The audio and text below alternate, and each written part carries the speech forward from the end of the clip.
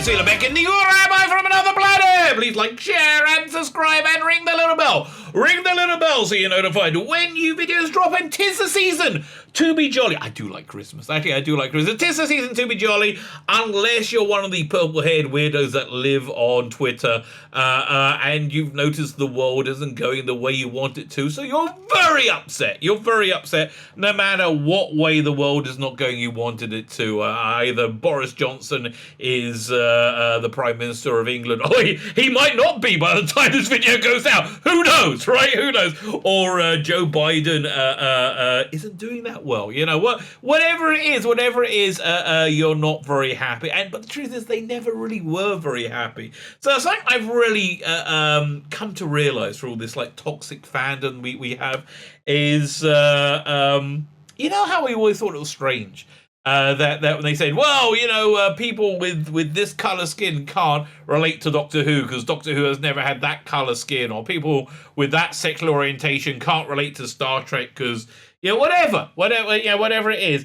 And we went, but why? I don't understand. Why is that the case? I mean, like, again, I'm a fat Jewish guy. I've never seen fat Jewish people in fandom. You know, you never seen Ensign Finkelstein on the Enterprise, you know, in the accounts division, you know, on Deck C, you know, and I'm fine with it. I'm totally. So what is up with that? What is up with that? And it's this new thing I've discovered, this new term I've discovered called liberal progressive fragility. You know, here's the thing. Whatever it is they say, you have to about us, about the rest of the world. You just have to look at it and go, oh, they're talking about themselves, because that's the only thing they can really talk about. Sorry, no, so my bulba was awry, Vicar. Anyway, yeah, look, there's the Star Trek Discovery. I really realized that this season was which is awful. Oh god, it's so painful. I do a recap and review of it, and I have to just cut it up and do it in parts. It's Thursday right now, and if I finish recording this video early enough, I'm gonna sit down and I'm gonna document the first 5 minutes, because you know I can't do much longer. It's so bad. It's so unbelievably bad. But it's full of this liberal progressive fragility. You know, they can't stand the idea of there being masculinity or white men being positive in any way, and they can't stand the idea of non-white men not being wonderful, stunning, and brave, or having any character flaws, which makes for reasonably boring drama, right? Reasonably boring drama. And so, you know, these crazes, they're very upset because Doctor Who and her stunning and brave companion Yaz have not openly started eating each other's carpet as yet in the TARDIS. You know, they're really upset that hasn't happened, and now they've hinted it strongly. First episode of Doctor Who Flux, Yaz and the Doctor fall into the TARDIS in a really stupid way, and they land in a bed in the console room. I don't want to tell you, and they did look like they were going to snog on the last episode. I think it was the episode 3.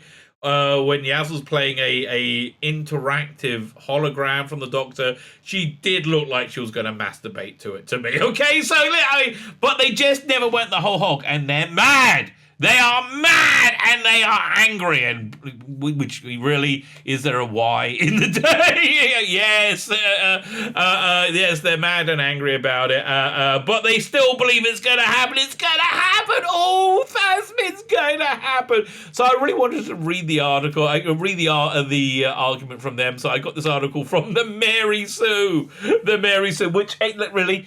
If not to prove my point completely, right? I think I'm calling this video something like purple-haired weirdos demand Thasmin, something like that.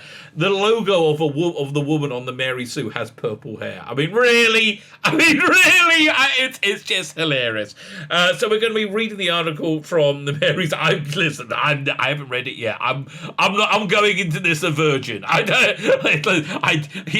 giving you a boy. Will they give you a man back? Probably not. But this time, if I can quote the trailer for Romancing the Stone, which was much better than the actual movie, this time you're coming with me. And if you haven't seen that trailer, go check it out. It's one. Do you remember when they used to do good trailers that were like filmed outside of the movie. That was a great trailer. Romancing the Stone trailer. If you've never seen it, go check it out. Fine! Like, share, subscribe, comment. All those things are very, very, very good things to do. You know what else is a very, very good thing to do? Go check out the video notes, and there's my address there. Go get a ton of money, put it in an envelope, and send it to your Uncle Tzvi, right? That's also a very good thing to do, but I'm not really asking. Listen, if you want to do that, you can, but I'm not asking anyone to do that. But if you can go for it, if you can stretch the like, sharing, subscribing, and commenting, that'll be great. Commenting's up to you. Right? If you comment, I will endeavor to reply. Like, share, subscribe, though. All those things. Fandabby, double dozy. Fine. Let's have a look at this article. No, wrong thing. Hang on. Okay, twice. I just clicked the wrong thing. I clicked the wrong thing on one side, then clicked it on the other side. Let's see if we can get the right thing this time.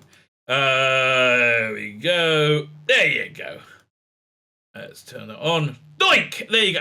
Can I zoom in? You can't really see, but like at the very top, right? You can see the Mary Sue logo. The woman in the logo literally has purple hair, right? Really? Fine. Doctor Who's first same-sex doctor-companion relationship is closer than ever. How do you know Turlough and the Fifth Doctor weren't getting it on? Really? I got the... How do you know Turlough and Adric weren't getting it on? Even though they weren't there at the same time, I kind of got the feeling that they were. How do you know it's the first same-sex couple? I mean, who else has there been? Listen, I don't see Ben and the first or second Doctor. Second Doctor and Jamie. I don't know, there might be a bit of a Brokeback Mountain situation. There's a cold night. That was weird. I've never been that cold. You ever seen Brokeback Mountain? Okay, you ever seen Brokeback Mountain? It's a movie about cowboys, and they're taking cows or sheep or something somewhere, and it's cold out, and so they have sex. Really? Dude, I would rather freeze to death. Going like, really? I just, my arsehole is an outward orifice only. Okay, not in any. My wife keeps wanting me to go to the doctor for that 50-year-old exam. I'm like, no. She's like, but what if you have prostate cancer? I'm like, then I will die unscathed. Okay, that's what's going on. I feel quite strongly about this, but less strongly than the purple-haired weirdos feel about Thasmin. This is closer than it's closer than ever. Oh, we're so close. What's this thing over here? There we go. Fine. Which is 3 holiday specials left. They're not holiday specials. You have the New Year's one, which seems like it was made for a Christmas special. You have the and then you got the BBC Centenary special.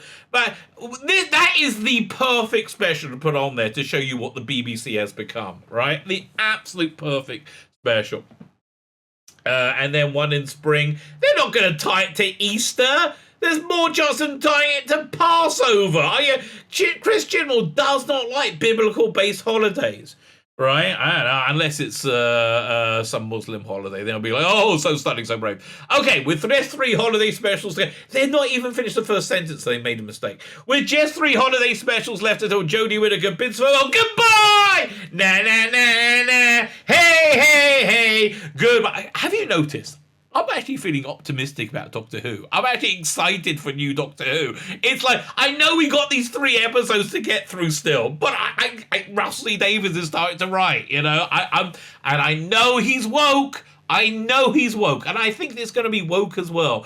But I think it's going to be saleable. Listen, if it makes you feel better, Sony seems to like money. Okay, Sony seems like. Why do I say that? I saw Spider-Man: No Way Home last night, and I am still astounded. It was fun. It was a good movie. I felt like 2015 again. Right? It felt like it was they just had a fun, stupid movie, right? Of superheroes doing superhero-y stuff without lecturing you about how awful it is, the plight of women in the world. No, everybody seemed totally fine, other than, Green Goblin trying to blow things up. 3 Elizabeth, Jodie Whittaker bids farewell. The 13th Doctor run on Doctor Who is nearing its final hours. It's everything you're saying is good. But even after 3 full seasons, we don't see the Doctor licking any pussy yet. I know! Incredible, isn't it? Even after 3... Really? Like, Bill Hartnell did 3 seasons. I don't remember him... sucking Ben's cock at any time. Do you? No, I don't remember that. 3 full seasons. Oh, how's it going to be? The Whittaker Chibnall era Doctor Who is notably devoid of one major component, quality. That's been present in every other Doctor Who. Yes, quality. We are talking about quality since the show revived. No, since way back to 63. A Doctor companion romance. What? Wait. No. You had it with Rose, right? You had it with Rose. Then you had its like unrequited thing with Martha, which I think was probably a mistake, right? Then you had Donna actively not wanting a romance at all, which was so much better for it. You had Amy Pond. She was kind of like, what, a horny 19-year-old who just met, the man of her dreams. Yeah, she's going to want to snog him. But then she ended up getting married. So I don't think those early episodes of the 11th Doctor really, really count. Well, there's River Song. That was was that a romance? Not really. The Clara, no. Bill Potts, no. There's reality and there's this article, and these two things are not connected in any way. Though she had 4 main companions, more than every other New Who except David Tennant. Yeah, okay. Yeah, honestly, it's because Jodie Whittaker's so weak, right? It's progressive liberal fragility, isn't it? The 13th Doctor run the TARDIS has been marked by a lack of romance in the TARDIS. The show's latest series, Doctor Who Flux, seems to be building up to change that. Yes, they did, right? Yes, they did. Did they? No, they didn't. I think they pushed it out at the last minute. Their relationship would easily be the slowest slow burn Doctor Who has ever explored. Well, there was a Timeless Child where they mention it once in the second episode, then like a year and a half later that it changes everything. It didn't build up to change that. Though their relationship would be always went blunt. I just read that. As a romantic relationship between the 13th Doctor and Yaz seemed closer than ever, thanks to Flux focus on the closeness of their relationship. They didn't actually spend any time together. Okay. When Doctor was reimagined for a new generation of fans in the 2000s, it came with a shift of the Doctor from the Doctor as an older, quirky father figure type to a viable romantic lead. Were any other Doctors dishy? Tom Baker, maybe Peter Davison. I don't know. When they brought Peter Davison in, they did clothe all the companions from neck to nape to because they didn't want any hanky panky in the TARDIS. Well, listen, you saw Nicola Bryant. You certainly did want a bit of hanky panky in the TARDIS. Basically anywhere. Nicola Bryant says, "Listen, I will sleep with you, but not in the TARDIS." I'm like, "Yeah, okay, that works." Can you do the Perry accent though? That's kind of important, right? As an aside. Okay, this is worth making the aside for. There's a story once of a man who was shipwrecked on a desert island, right? Shipwrecked on a desert island, and the only person he had for company. I've got to think of somebody attractive. Again, I saw Spider-Man last night. I'm thinking the latest femme fatale is Zendaya. How? I don't know. How is she super famous? Okay. Well, we're gonna go with Nicola Bryant, right? He's stranded on a desert island with Nicola. Oh, she's not really famous enough. Who's famous and hot? Scarlett Johansson, right? He's stranded on a desert island with Scarlett Johansson, right? Time goes by, and nature takes its course, and they do start a romantic relationship. They start sleeping with each other. Then after they've been with each other for a while, he says, "Look, can I make a bit of a a bit of a kinky request, right? Bit of a kinky. Can I do that? She's like, yeah, okay. It's only us, and I might not. So is it okay?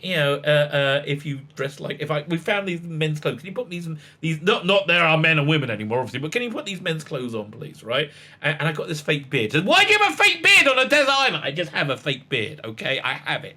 And you put it on, okay? Well, okay then, says Scarlett. She puts on the fake beard. She's in the suit. And he said, okay, one last thing. Can I call you Frank? He's like, really? Yeah, okay.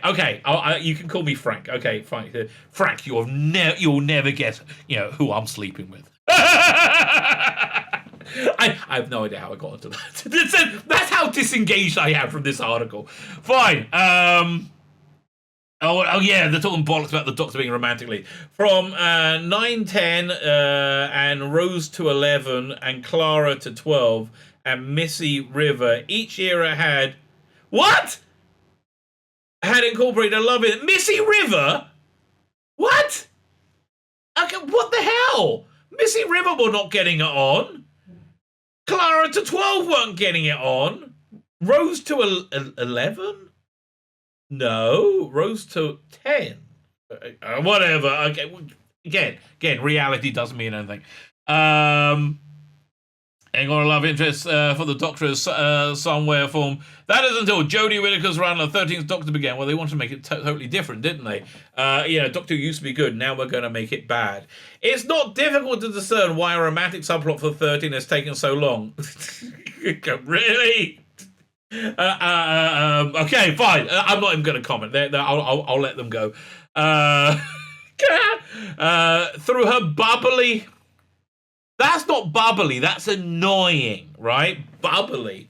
Who's bubbly? I don't know. Sue Pollard in Heidi High. She is not okay. Chatty exterior. God, annoying exterior. May make it seem like she's an easygoing person. No, she doesn't. She seems like a freaking basket case. 13 plays her cards incredibly close to her chest, which is pretty much hidden and non-existent. Hardly ever divulges her genuine feelings to anyone. Okay, here's why. Because Chris Chibnall can't write characters. Because Chris Chibnall sucks. That's why. Let alone the companion she travels with. Yeah, listen, most of the Doctor Who flux, when Yaz and the Doctor together, they hated each other, right? They were... It reminded me, have you ever seen the Black Mirror with one of my favourite Black Mirrors of all time, Shut Up and Dance, where basically there's this dating app that controls the world culture and tells you how long you're going to stay together with each person. You got until you find your perfect true love, right? And then so this guy is the guy from Peaky Blinders. He's in he's in a relationship. It's 3 years, and they hate each other. They absolutely hate each other, and they can't wait for it to end. That's what the Yaz Doctor relationship looked like, right? It totally looked like that. Let alone Commander, she travels in, making it difficult for the show to explore a romance for her that would feel false or shoehorned in. Everything feels false or shoehorned in. This is Chibnall, Doctor Who. Enter stage left, Yaz. Like Graham and Ryan, Yaz was the first woman, the first introduced to the 13th Doctor. First introduced in the 13th Doctor's first episode, the woman who fell to Earth, as one of the 3 new companions, all strangely of a completely different demographic. Yaz was, but unlike her fellow Titan, Yaz was frequently put on the back burner and often cited as having the least development of their 3 in Series 11. Again, it's Chris Chibnall. He doesn't know how to write. I mean, let's be fair. He just doesn't know how to write. Her personality is still certainly shown through. Yeah, shown through. Thanks about to Mandip's Guild. Okay, I'm highlighting it. Mandip's Guild layered performance. What? Mandip Guild's layered performance. What? Have you? Are we watching the same show?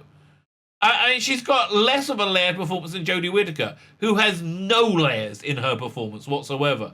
that makes the most of virtually every line she's given. No, you're talking about Bradley Walsh, like Graham. Okay, both Graham, Ryan, and Yaz, and the Doctor are dull as ditchwater, boring characters. Graham seems somewhat approachable and nice in that first season because Bradley Walsh can act, right? And it was very noticeable that nobody else could. I mean, maybe Tosin Cole. He was supposed to go to this HBO show, but God knows what's going on with that with Corona. But in comparison to Graham and Ryan's tenuous relationship with each other and their mutual storyline revolving around the loss of Grace, again, this was all purely imbued by Bradley Walsh's performance. That's the only reason he stood out. Yaz's storylines I felt decidedly less focused. Well, she was mentally ill, it turned out. At one point, this all began to change in earnest with the season 12 New Year special, Revolution of the Dalek. After began teasing Yaz's feelings for the... What about her mental illness plotline that they kept bagging on about tonight on a very special episode of Doctor Who? It'll be shit. She began chatting Yaz's feelings for the Doctor. She began teasing Yaz's feelings for the Doctor. Not teasing. She was basically like Yaz being in love means screwing up her face like she's eating a wasp. Right? Oh, where's your doctor? Like Yaz, darling, this is not true love. You shouldn't be this miserable if you like this person. Began teasing Yaz's feelings for the Doctor might be more than a friendship and admiration. Oh, I admire you. I admire you so much. I want to put my tongue up your vagina. Right?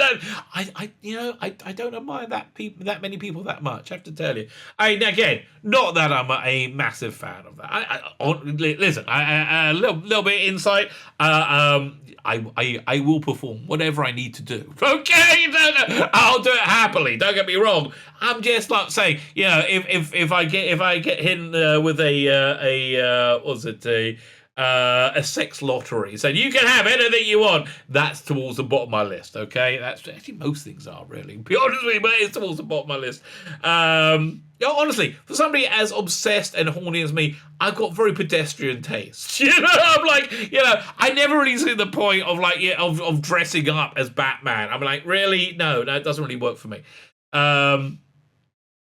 Granted, the show had jokingly made reference to Yaz and Doctor being come before. Yaz's mum asked them if they're seeing each other when Yaz I thought she was talking about her and Ryan, right? Brings home 13 for tea in Arachnids in the UK. Again, that was a turgidly bad episode, wasn't it?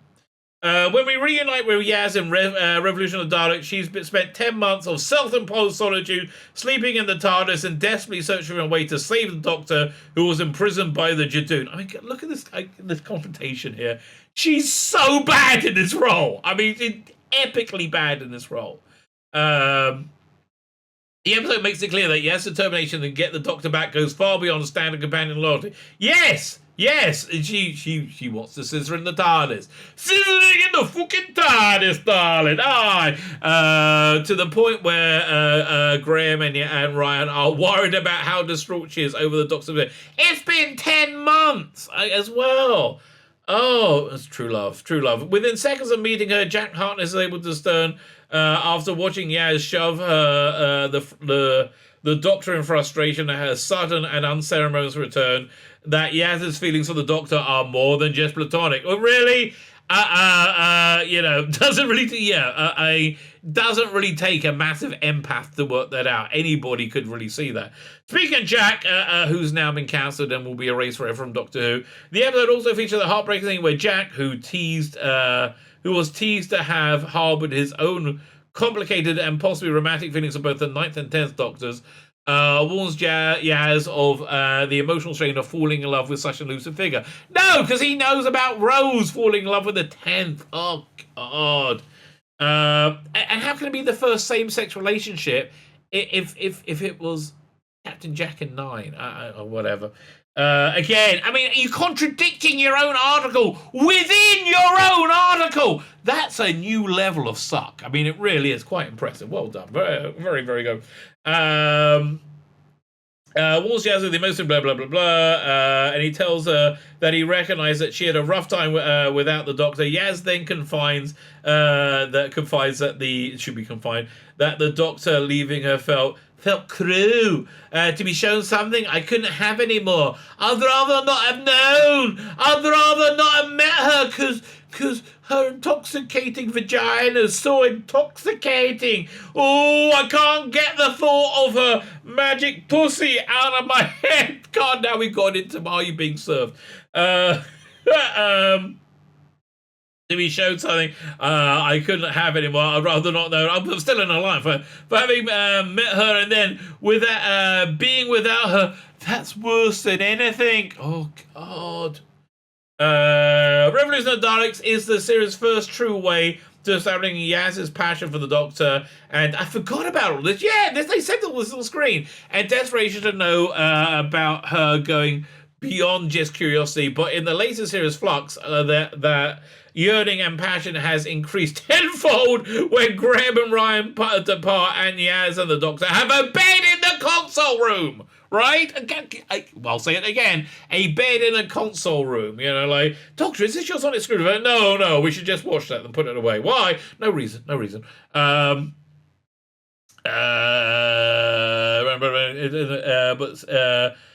Yaz and Doctor spend an unspecified specific amount of time together before the series picks up. Though Flux featured a complicated universe-destroying narrative that really didn't destroy the universe. If the Flux cloud was pure antimatter, how did it blow up some planets and just mangle others? One second, I'm getting a mental image. It is Chibnall. That's the answer, Chibnall. The underlying emotional current of the series was Yaz asking the Doctor to open up about and be truly vulnerable. A request that the Doctor spent the entire series struggling on how to fulfill. It's again. Why is this Doctor so emotionally immature and stunted? Right, 10 would have had no problem. Right, 11 would have had no problem. 12 would have, maybe a slight problem. In the series premiere, the Halloween Apocalypse, Yaz questions the Doctor, "Why won't you let me in? Because you're a miserable cunt. That's why." Probably. Yeah, again, try smiling sometimes. Maybe that might make you more approachable to the Doctor. Yaz questions why the Doctor won't let you in, and that question seems to haunt the two of them over the course of the entire series. Yaz's definition of the Doctor is never called into question. She writes, WWTDD, what would the Doctor do? God, that's so terrible. On her hand as a reminder to herself. Yeah, God. Again, you bring up all the stuff that thankfully I forgot. My brain had jettisoned, when they... what was that episode? Was it Castrovalva when they jettisoned a quarter of the TARDIS or something like that? I wish... Yeah, my brain jettisons this stuff as fast as it can. Absolutely. Leaves us started again. This time for 3 years, she spends the entire time rewatching a holographic goodbye of the Doctor recorded for her and masturbating, right? That's clearly what's going on. The Doctor heartfelt hologram, which features a rare display of emotional vulnerability, tells Yaz, "I'm sure I miss you." It's reminiscence of the Night Stalker's similarly emotional hologram to love interest Rose. She wasn't his love interest. No. The love interest Rose Tyler in season 1, and the reason it's similar to, because Chris Chibnall ripped it off. Chris Chibnall writes like karaoke. Are you wondering why Star Trek Into Dark it just seemed like weird Star Trek karaoke with other people doing the lines? It's that style of writing, as called creatively bankrupt. Fine. It's a emotional love interest. No, it's not a love interest. It's not the first time Yaz and Doctor's relationship has been directly parallel to the an explicitly emotional one, either in the haunting of Villa Dildo.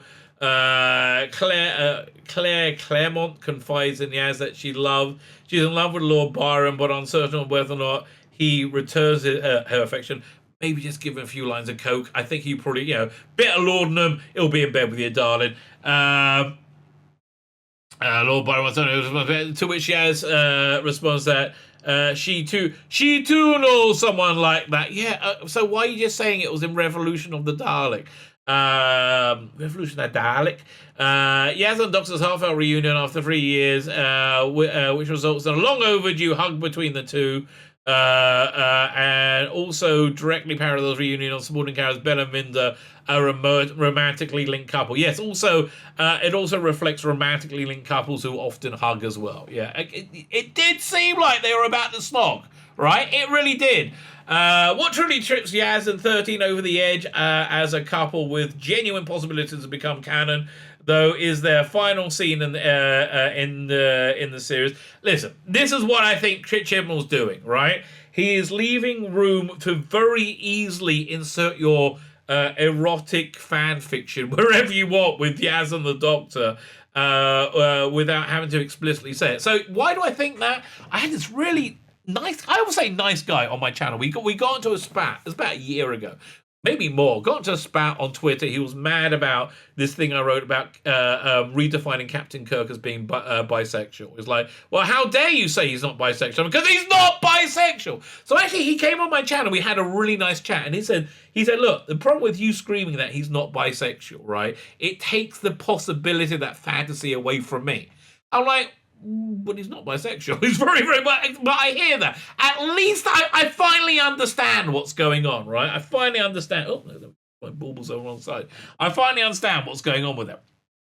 So I think that's what Chip Chin was doing there. In their final scene in the title, they feature a heart-to-heart in which the Doctor tearfully apologises for shutting you out. Oh, I'll never close my legs to you again, darling. Oh, icky thump.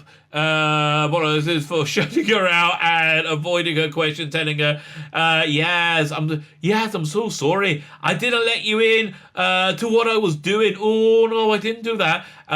What I was looking for. I shouldn't have shut you out. No, I shouldn't. It was bad. And that she wants to, I want to tell you everything. Oh, I do, everything. Following that revelation, Yaz, a revelation and agreeing following that revelation and Yaz agreeing that she would like that the two share a quiet moment together, bit of tongue action until Dan interrupts them, much to the shrinking of Yaz, Dr. Hopefuls, and much to the shrinking of Yaz as well, right? Yes, Chibnall is they say, yeah, they would if they could, and they probably did off camera. Listen, I didn't need them to explicitly tell me that Perry would oftentimes take off all her clothes and cover herself in baby fluid, baby oil. It's been a long time since I had kids. Had babies. Cover herself in baby oil and writhe around on an air mattress in the TARDIS. Okay, I didn't need Doctor Who to tell me that, but I knew that was going on, baby. I knew that was going on. The exchanges, without question, the most open and vulnerable we've seen from this Doctor over the. I'm sorry. I'm sorry. I'm a guy who likes to take the piss. This is just pure gold. What do you want out of me? I'm trying to stop crying from laughing. Okay, I really am. This is not good for me because I like to be a naughty boy. Okay, and this is making me be a naughty boy. The exchanges, without question, the most open and vulnerable we've seen this Doctor over the course of her entire run, and Yaz leaves to show Dan the way. We see a tear run down the Doctor's face. We do? I didn't. A tragic, silent moment in the cave. Yaz desires to be close to the Doctor isn't just one-sided. Really? I don't remember seeing that at all, but please, Thasmin away, baby. Do you see how much I'm enjoying it here? Yeah. Thasmin away, baby. Even when the Doctor and Yaz finally do officially get together, it will certainly be a long time coming. And let me tell you, it won't be a long time before this crowd is coming. It'll be pretty darn quick. pretty damn quick. It will certainly have been a long time coming. Just 3 episodes remain in Whittaker's run. So it's crunch time for and this is why Chibnall and Whittaker are being thrown on the bus by woke media. That's entirely why they're pissed off that it didn't happen. It's crunch time for the pair of them. Crunch time to finally pair them up romantically. But when it comes to a relationship as complicated as a long-awaited as the Yaz Doctor romance, wouldn't it be funny if there was a Yaz Doctor romance? Will it be Yaz and 12? Oh man, I think I'll roll to Yaz and 6. That'll be even funnier. In the blue coat. I don't know why he's got to be in the blue coat, but that's just the way it is. It will certainly have been a long time coming to 3 blah blah blah blah. Will be the two of them finally expressing overt romantic feelings. Would without a doubt be better late than never. If it's happening, BBC Centenary special. That is everything the BBC is today, right? That'll be the perfect time for it to happen. Maybe it will be. Maybe they'll be about to get together, but they'll be thrown apart by the Doctor regenerating. Oh yeah, man! If that happens, I am so saying I called it, right? Though Doctor Who series 13 to 11 hasn't always treated Yaz with the attention and development that she deserves. It treated nobody with the attention and development that they deserve because it's written by Chris bloody Chibnall, right? Finally allowing her feelings to return would be a memorable and high emotional end to a tenure. Hey, listen, I think honestly, it sounded like they might convince me. They might do it now. Not to mention the groundbreaking moments for Doctor Who as a franchise. So yes, these people very much want to see Thasmin. They very much want to see Thasmin. No, they don't want to get close. They want it to actually be Thasmin, right? They want the Doctor to speak the love that dare not speak its name. Will it happen? Will it not? I don't bloody know. If it's going to happen, maybe wouldn't it be great in the Centenary special? I would piss myself laughing. I mean, again, dear, are you missing that I'm finding this a little bit amusing? Because I don't think I'm being that coy about it. Will there be Thasmin? Who knows or dares to dream? One can only hope. One can only hope. My name is Tzvi Lebetkin, the Rabbi from another planet. Please like, share, and subscribe, and ring the little bell. Ring the little bell so you are notified when new videos drop.